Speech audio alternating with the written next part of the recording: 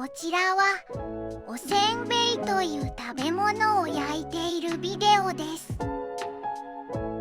おせんべいは日本での伝統的な食べ物です。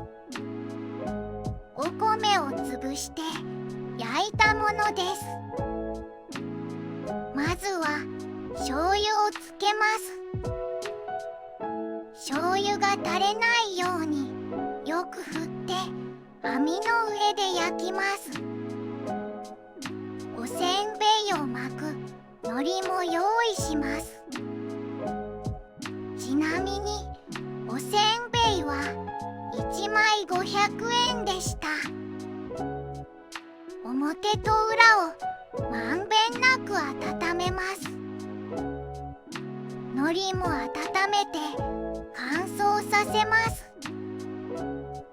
醤油の香ばしい匂いと海苔の匂いが辺り一面を包み込みます。とても良い匂いです。そろそろ出来上がりそうです。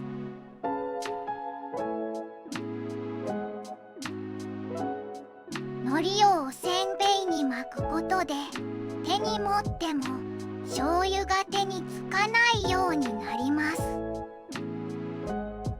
こちらが出来上がったおせんべいです。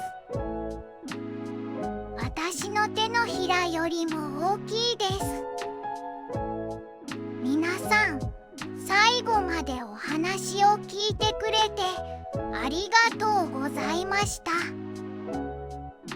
チャンネル登録をまだしていない人はぜひチャンネル登録をして日本語のリスニングの勉強に使ってくださいね。ありがとうございました。また次の動画でお会いしましょう。